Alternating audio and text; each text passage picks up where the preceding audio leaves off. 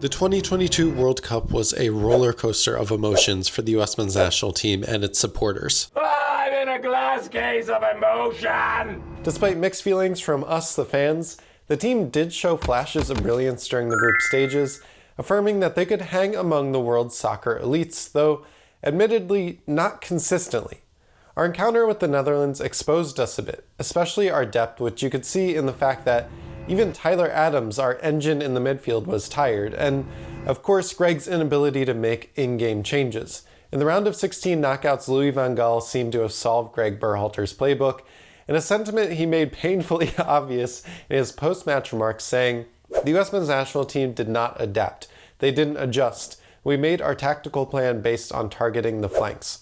And although he really didn't have to, but of course he did, Memphis Depay mocked the US on social media after the game. And then to compound the loss in the World Cup, of course I can't miss the Berhalter-Reina drama, which made the Drake and Kendrick beef look like child's play. I hate the way that you walk, the way that you talk, I hate the way that you dress. Which shifted the spotlight from genuinely good moments of gameplay on the field to the off-field controversies with the US national team. So what are we doing today? I want to take some time to check in with us as fans, and I want to discuss what the expectations actually need to be for Copa America 2024 this summer. We say this every single year, but it continues to be true. With the 2026 World Cup on the horizon, this is the most important tournament the US men's national team have ever played in, especially in relation to the potential to grow the game in the United States. Do the US need to win this tournament? Do they need to make the final? Do they only need to get knocked out by Argentina or Brazil? I hate to break it to everyone, but the expectations are probably lower than that within the federation. But not why you think. Let me explain. And I know those of you who live on the internet will say, "Greg is holding back on us and we have the talent to win the whole thing." And others will probably point to the FIFA rankings where they'll say, "Hey, the US are 11th in the world, and of the teams at the Copa America, they are the third highest ranked team." Let me say this right now. The FIFA rankings are shit. They are not a good indicator of national team strength. Consider for a moment that Colombia have beaten Brazil in the last year and are still behind the US in the FIFA rankings. It makes absolutely no sense. So here's my proposal on how I want to evaluate our chances. Let's use the ELO system because it has a way better way of judging team quality. The World Football ELO ratings rank international soccer teams based on not just the match outcomes, but it adjusts for factors like match importance, home field advantage, and the goal difference. In these rankings, the US men's national team are currently 22nd in the world, tied with Mexico. They would be the 6th best team at Copa America behind Argentina, Brazil, Colombia, Uruguay, and Ecuador. What does that tell us now about our expectations? Let's take all of that information with us to look at the groups and the road to the final. Copa is broken out into a 4-group tournament where the top 2 teams from each group advance to the knockout rounds. The knockout rounds themselves are broken into 2 sides of Group A versus Group B, and the other side Group C versus Group D. The US is in a group with Uruguay, Bolivia, and Panama.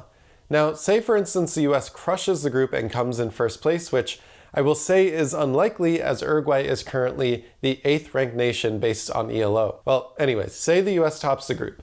The quarterfinal matchup is now at best against Colombia, who's 7th in the world, and at worst Brazil, who is 3rd in ELO. You can see already where the expectations of only losing to a historically big team is already a bad measuring stick. Does anyone realistically think that we could beat Colombia 5 or more times out of 10? For as far as this team has come, I just don't see how it can happen. The crazy thing about all of this too is that for as much progress as we've made since 2016, where the US hosted the Copa America Centenario, they actually won their group with a strong Colombia team and advanced to the semifinals before losing to Argentina.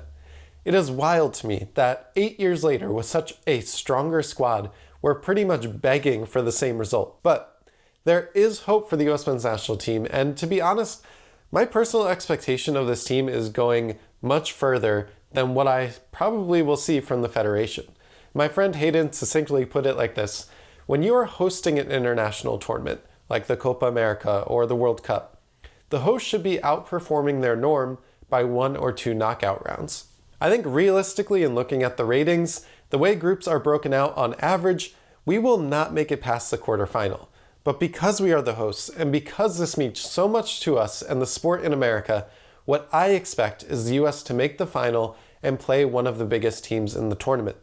And people, I would not be surprised if we had to face Brazil in the quarterfinal and Colombia in the semis. I hate to break it to you, but I have some more bad news because unfortunately for those of you who love to hate Greg and hope for his downfall and pray for his downfall every day, I really feel like the only way he actually loses this summer is by not making it out of the group, which just is not happening.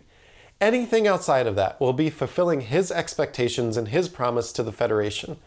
I know he's a competitive person, and I know our team is filled with Champions League level players, but again, realistically, it's hard to see it any other way. Add to all of this, we will be without a player that I consider most influential to our playing style in Serginho Dest. And who knows who else will be missing by the time this tournament comes around because, let's be honest, the injury gods have not been kind to the US men's national team over the last 5 years. I feel like I'm in this weird position where I'm pretty neutral on Greg. I don't think he was the best option, but at the same time, I also don't think there were many managers available that were clearly above his level. And really, the team absolutely loves him and will run through a brick wall for him. So for me, by being a neutral, but compared to the rest of y'all, I feel like that makes me a Greg apologist just by default because so many of you are on the extreme side of this conversation. But let's see what happens this summer. Because you know me, I have belief. I want this team to win. I want Greg Berhalter to succeed. But these games are so close. They are truly just games defined by the smallest of margins. Would things have been different if Pulisic had put this goal away against the Dutch? Would US soccer history be different if VAR was invented in 2002? We'll never know. But what I do know is that we have to start to be the team that succeeds in those differences of moments to reach the heights we know we can reach on our best days. So I get it, and I will hold up my hands on this. Greg Berhalter is not going to be everyone's cup of tea. Some of you have very strong opinions on his coaching style or his decision making, which totally fair. But here's the thing. There are so many more reasons to cheer for the US men's national team despite what you deem as the bald fraud calling the shots from the sidelines. This team is stacked with young, talented players who are out there grinding in some of the world's toughest leagues. They're bringing that experience back to the team with that hunger to do something for the United States on a national team stage. Then there's just the bigger picture, because with major tournaments speeding towards us, every game, every tournament is a chance to grow the game here in the United States. And I really believe that the players want this to be about building a legacy, about inspiring the new generation of players and fans. And I think this is one of the reasons why you probably don't like Greg, because you don't think he can bring that to us. And again, I get it. That is a valid opinion to have.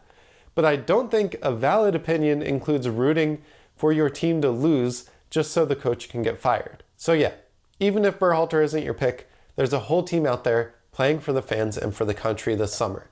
They deserve our support. And honestly, who knows what could happen at the Copa America? No, like really, who knows? Do you? How far do you think the US is going to make it in the Copa this summer? Let me know down below in the comments. If I take all of our growth into account, the stakes of what this tournament means in the larger scope of 2026 and US soccer, and our historical performances in past Copas, I am expecting the US to make it to the final. Thanks so much for watching. I'll see you next time. Peace.